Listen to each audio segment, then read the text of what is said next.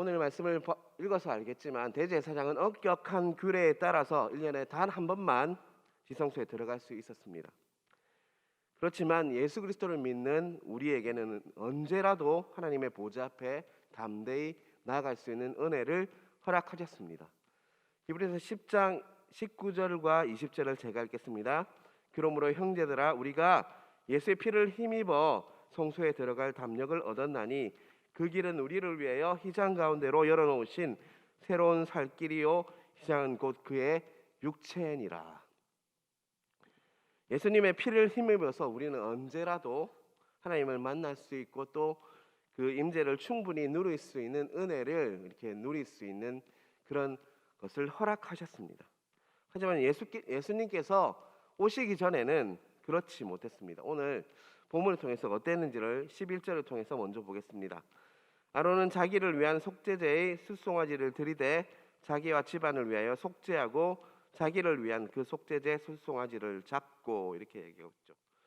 대속죄일의 대제사장은 이제 온 백성의 죄를 이렇게 지고요 속죄하는 막중한 임무를 가지고 지성소로 들어가게 됩니다. 그런데 11절 끝부분에 보면요 자기를 위한 그 속죄제 숫송아지를 뭐라고 하고 있죠? 잡고라고 이야기하고 있습니다.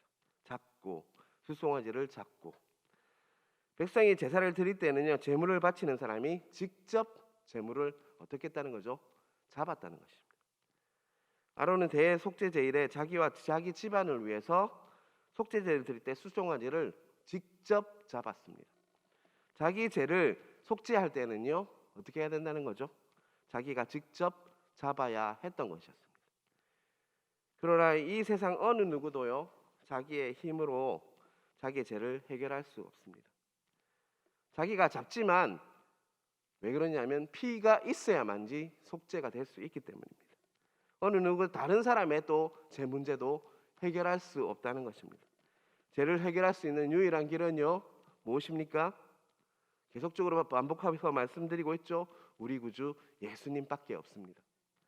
우리가 이렇듯 하나님께로 나와 말씀을 듣고 또 이렇게 찬양을 하면서 보혈 찬양을 하면서 하나님께 나아갈 수 있는 것, 기도드릴 수 있는 것은요 예수님의 피 덕분입니다. 예수님의 그 보배 피가 있었기 때문에 우리는 이렇듯 새벽 기도로 나와서 우리 새벽을 깨우고 하나님께로 나아갈 수 있다는 것을 잊지 마시길 바랍니다.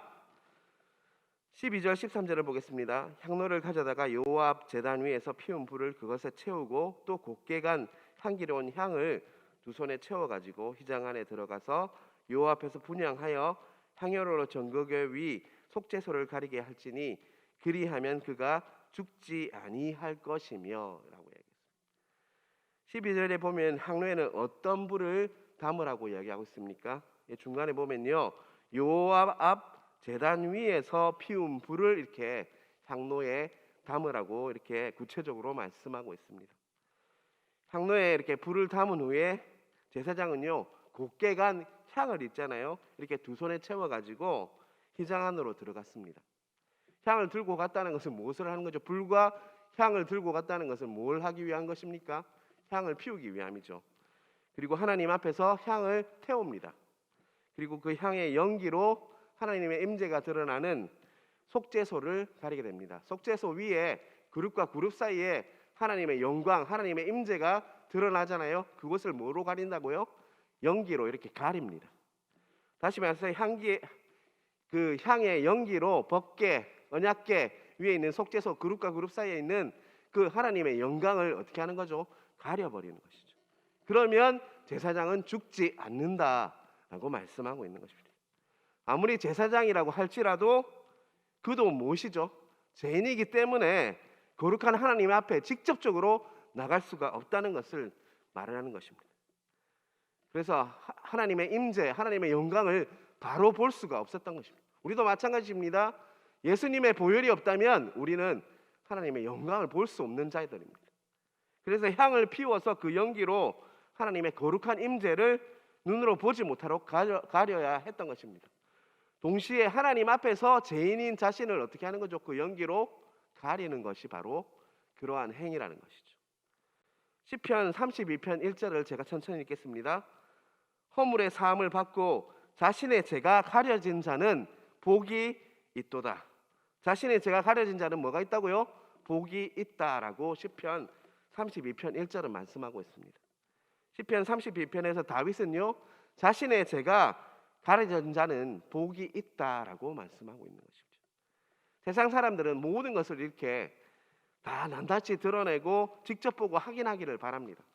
그래서 뉴스를 보면요, 이런 사소한 부분까지 드러내나 정말 유튜브를 보고 또 이렇게 신문을 보면 더 그런 것 같아요. 정말 이런 부분까지 다 드러내나 라는 사건들이 너무나 많습니다. 그렇지만 사실은요, 하나님께서 우리의 허물과 죄를 가려주는 것이 바로 은혜란 것을 잊지 마시길 바랍니다. 우리의 죄와 허물을 가려주는 것이 바로 은혜입니다. 만약 우리의 모든 마음과 생각을요, 사람들 앞에서 낱낱이 드러나게 한다면요, 우리가 살 수 있을 것 같습니까? 여러분, 지금 이 시간에도 여러분들은 여러분 생각을 주위 사람들이 안다면 어떨 것 같습니까? 그것을 하나님께서는 가려주시는 것이 바로 은혜라고 시편 32편은 말씀하고 있는 것이죠.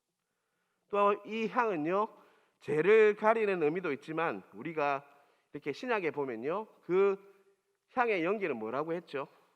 성도의 기도라고 말씀하고 있습니다. 요한계시록 5장 8절을 제가 읽겠습니다. 그 두루마리를 취하심에 내 생물과 24장로들이 그 어린 양 앞에 엎드려 각각 검은 거와 향이 가득한 금 대접을 가졌으니 이 양은 성도의 뭐라고요? 기도드리라. 우리는 하나님 앞에 나아갈 때 끊임없이 기도로 하나님 앞에 나아가게 됩니다. 우리의 죄를 이렇게 회개하는 기도도 할 수 있고요, 또 우리의 소원, 우리의 사정, 내가 요새 이렇습니다 라고 기도하고요, 또 하나님께서 마음을 주셔서 남을 위해서 중보할 때도 있죠. 우리는 하나님 앞에 나아갈 때 기도로 나아갑니다. 그런데 그 기도는요, 향을 피우면 어떻습니까? 향이 밑으로 내려갑니까? 향의 연기가 하늘로 이렇게 올라가지 않습니까? 연기가 위로 올라가듯이 하나님께서 우리가 기도를 할 때는 그것이 하나님께 하나님께 나아간다는 것이죠. 사랑하는 성도 여러분, 바울은요, 쉬지 말고 기도하라고 우리에게 권면했습니다. 마치 향이 계속 피워져서 그 속죄소에, 그 지성소에 가득히 채우듯이, 또 그 계속 피워져서 하늘로 계속 올라가듯이 우리는 항상 하나님을 바라봄으로 기도해야 할 것입니다. 그 기도는 멈춰지거나 쉬어서는 안 될 것입니다. 우리 각자의 삶의 자리가 지성소가 되어서요, 정말 향이 피워져서 연기가 올라가듯이 그 연기가 그 지성소를 가득 채웠듯이 우리 삶의 영역에 있어서 우리 모든 영역이 지성소가 되어서 연기가 가득 채우듯이 그 연기가 또 끊임없이 올라가듯이 우리의 기도가 쉬지 않는 여러분 되시길 간절히 바랍니다.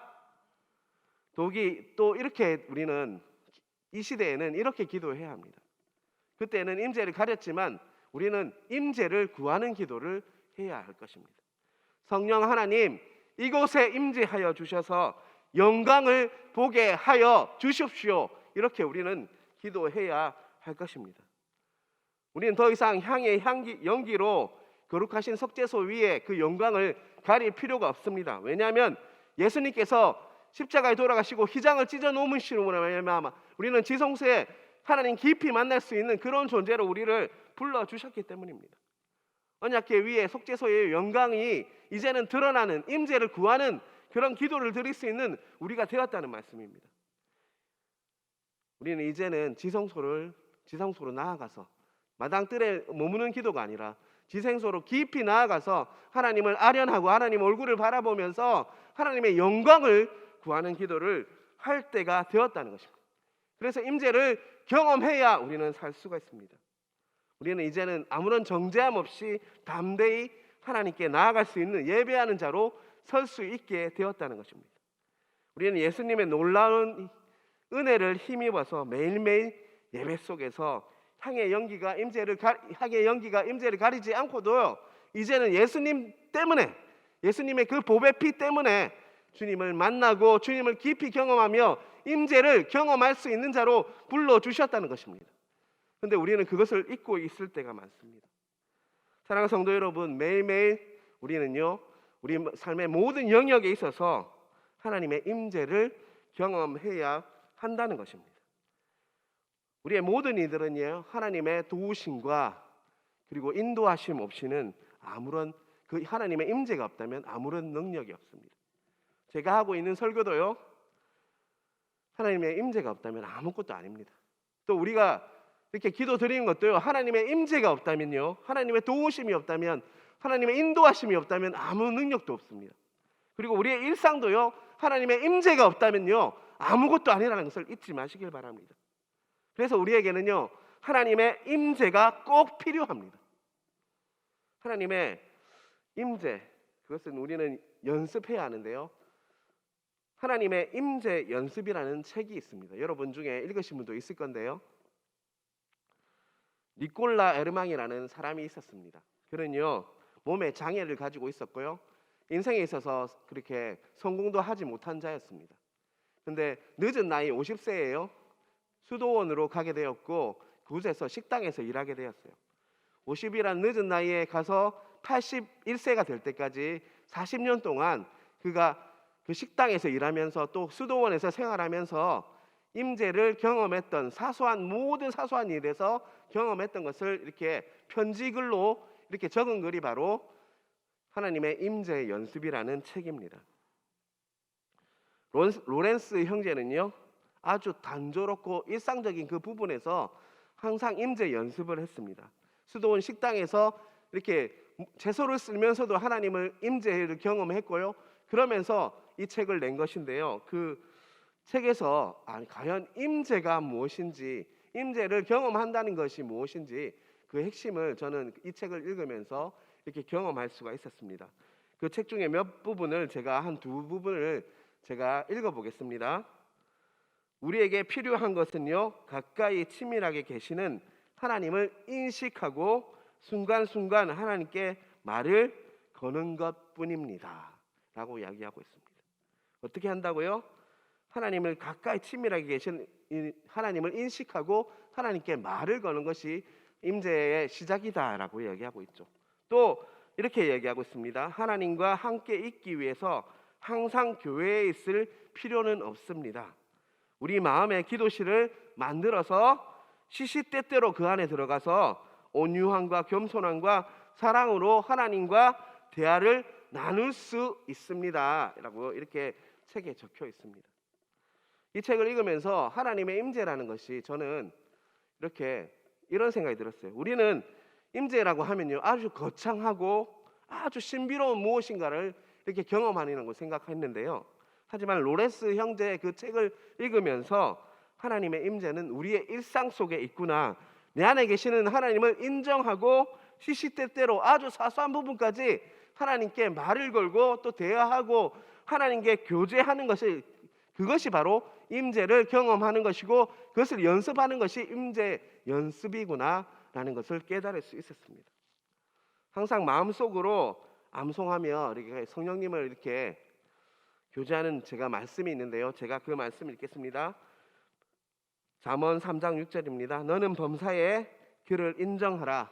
그리하면 내 길을 지도하시니라. 우리는요, 범사에 내 안에 계신 성령님을 인정해야 합니다. 그리고 내 안에 계신 성령님이 어떤 분이신지를 우리는 깨달아야 합니다. 내 안에 분명히 성령님이 있구나라는 것을 인식하고 그것을 깨달아야 합니다. 내 안에 계신 성령 하나님을 인정할 때 우리는 내면에 계신 성령 하나님과 깊이 교제를 시작할 수가 있습니다. 로렌스 형제가 수도원 식당에서 일하며 순간순간 하나님과 교제했듯이 우리도 내 삶의 모든 영역에 있어서 교제할 수 있음을 깨달아야 합니다. 이런 것까지 성령님께 물어야 하나? 물어야 합니다. 넥타이 맬 때 저는 물어보고 있습니다. 아주 이러한 시시콜콜한 이야기까지 성령님께 물어야 합니다. 우리는 그 시작은요, 내 안에 계신 성령 하나님을 인정하는 것부터 시작됩니다. 혹시 내 안에 계신 성령님을 여러분은 잊고 있지는 않으십니까? 혹시 무시하고 있지는 않으십니까? 어떤 일을 결정하거나 어떤 일을 시작할 때 내 안에 계신 성령님께 묻고 계십니까? 아니면 자신의 경험이나 자신의 생각으로 결정하고 시작하십니까? 그 시작은요, 내 안에 계신 성령 하나님을 인정하는 것. 그분이 인정하면요 어떻게 하신다고요? 내 길을 지도하신다라고 분명히 말씀하고 있습니다. 그것이 바로 임재 연습의 시작입니다. 아주 사소한 부분까지 내 안에 계신 성령 하나님께 묻고 성령 하나님께서는 분명히 응답하십니다. 말씀하십니다. 그것에 따라 결정하고 그것에 따라 인도하신 대로 나아가는 것이 바로 임재고, 그것을 연습하는 것이 임재 연습입니다. 그러한 은혜가 각자 각자에게 있으시기 간절히 바랍니다. 15절 16절을 보겠습니다. 또 백성을 위한 속죄제 염소를 잡아 그 피를 가지고 휘장 안에 들어가서 그 수송아지 피로 행한 같이 그 피로 행하여 속죄소 위와 속죄소 위에 뿌릴지니 곧 이스라엘 자손의 부정과 그들이 범한 모든 죄로 말미암아 지성소를 위하여 속죄하고 또 그들이 부정한 중에 있는 해막을 위하여 그것이 할 것이며. 15절 제일 앞부분을 보면 무엇을 위하여 이렇게 이야기하고 있죠? 백성을 위한이라는 말씀이 나옵니다. 대제사장은요 자신과 어제 말씀을 보면 자신과 먼저 가정을 위해서 기도했고요, 이제는요 백성을 위해서 이렇게 속죄제를 드려야 했습니다. 그래서 똑같은 가정 염소를 잡아서요 피를 가지고 지성소에 들어가서 속죄소 위에 뿌렸습니다. 이는 이스라엘 백성의 죄를 그것으로 인해서 다 속죄하는 것을 의미하죠. 이것을 통해서 우리는 깨달아야 합니다. 개인의 속죄와 백성을 위한 속죄가 휘장 안에 향이 타 들어가는 동시에 이렇게 이루어지는 것인데요, 개인의 죄와 공동체의 죄는요 서로 분리되어 있지 않습니다. 우리는 교회가 잘 되게 해주십시오, 교회 정말 좋은 교회 되게 해주십시오, 이렇게 우리 기도합니다. 그런데요 그 기도의 핵심은요 내가 먼저 하나님 앞에 바로 서는 것이고 내가 먼저 하나님 앞에 잘 되는 것입니다. 하나님과 소통하고 하나님과 더 친밀할 때 우리 교회는 어떻게 된다고요? 더 잘 될 수가 있는다는 것을 잊지 마시기 바랍니다.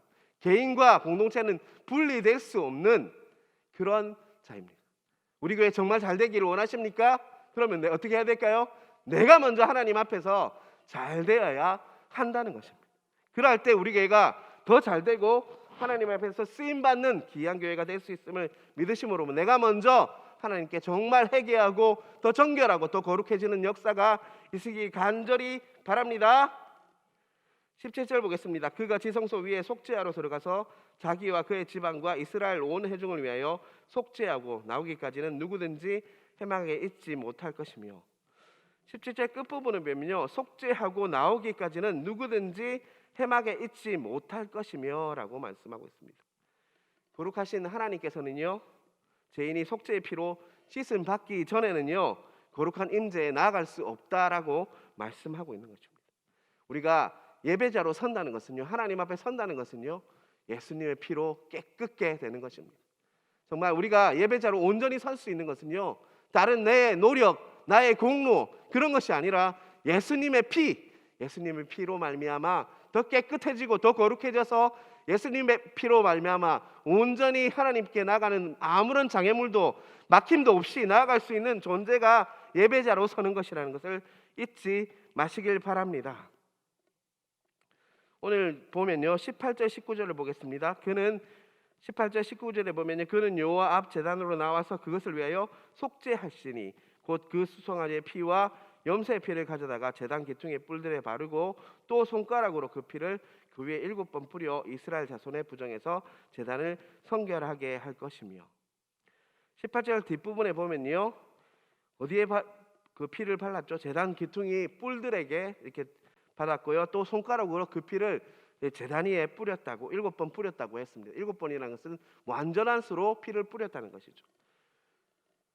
하나님께서는 제단 모든 부분까지 제단 위에 있는 것을 뿌려서 피를 뿌려서 7번 뿌렸다는 완전하게 흥결하게 됐다는 것인데요.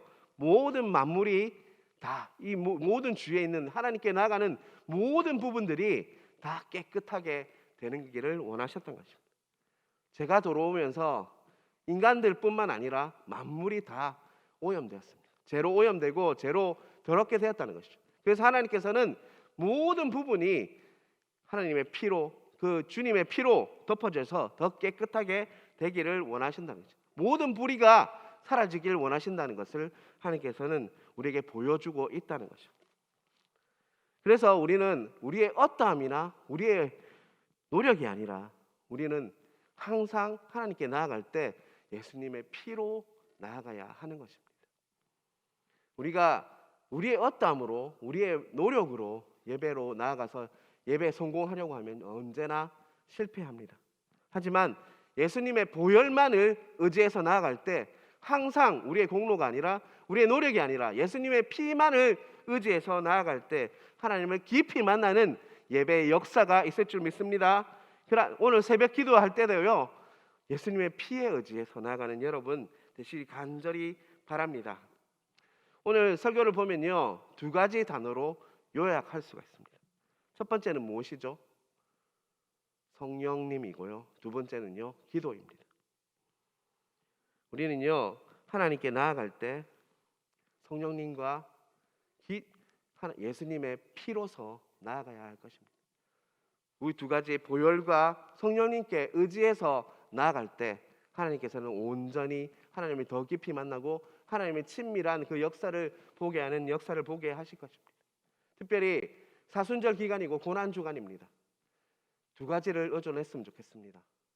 예수님의 보혈 그리고 성령님께 온전히 의지함으로 인해서 우리의 공로가 아니라 우리의 죄인된 우리를 온전히 십자가에서 우리를 위해서 돌아가신 십자가의 보혈로 우리를 깨끗하게 해주시고 무엇보다 모든 사소한 부분까지 하나님께 내 안에 계신 성령님께 물음으로 말미암아 피와 성령님을 통해서 우리가 깨끗하게 되어서 하나님을 만나는 역사가 각자 각자에게 있으시길 주님의 이름으로 축원합니다.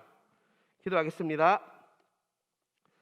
하나님 아버지, 아주 사소한 부분까지 성령 하나님 내 안에 계신 성령님을 인정함으로 말미암아 온전히 모든 부분까지 하나님께서 지도하시고 인도하시는 그 길을 걸어가게 하여 주시옵소서. 우리의 공로나 우리의 노력이나 우리의 어떠함이 아니라 무엇보다 예수님의 보혈에 의지해서 나아갈 수 있는 예배자로 세워 주시옵소서. 사순절 기간입니다. 무엇보다 하나님만 의존하게 하시고 내 안에 계신 성령님만 의존하게 하시고 예수님의 보혈만을 의지하게 해주셔서 우리의 모든 우리 교회를 예수님의 피로 덮어주셔서 또 모든 백성들이 성도들이 온전히 하나님이 예수님의 그 성령님의 의지에서 나아감으로 말미암아 하나님께 모두 친밀하여서 하나님이 주시는 그 음성과 모든 것을 깨닫고 나갈 수 있는 우리들 되게 하여 주셔서 정말 교회가 성령님과 피로서 정결하게 되어서 하나님을 더 깊이 만나는 역사가 각자 각자에게 있을 수 있도록 붙들어 주시옵소서. 무엇보다 오늘 새벽에도 기도할 때 성령님을 먼저 인정하게 하시고 성령님께서 말씀하게 하시고 성령님을 통해서 하나님의 인도하신 대로 말씀하신 대로 순종하며 나아갈 수 있는 기도가 우리에게 이루어지게 하시고 무엇보다 우리를 예수님의 피로 깨끗게 하여 주셔서 하나님께 나가는데 아무런 지장도 없이 장애도 없이 나아갈 수 있는 우리들 되게 하여 주시옵소서. 오늘 하나님 아버지 하나님 기도할 때 응답하여 주시고 그거 은밀한 것들을 가르쳐 주셔서 하나님 아버지 오늘 기도를 통해서 모든 역사가 하나님이 주시는 것들로 바뀔 수 있는 영적 하나님 아버지의 돌파가 이루어지는 하루 되게 하여 주시옵소서. 오늘 하루도 하나님께 맡깁니다. 묵상할 때 받았던 그 말씀 붙들게 하여 주시고 그 말씀을 통해서 하나님을 더 깊이 만날 수 있는 각자 되게 하여 주시옵소서. 이 모든 말씀 살아계신 예수님 이름으로 기도드리옵나이다. 아멘.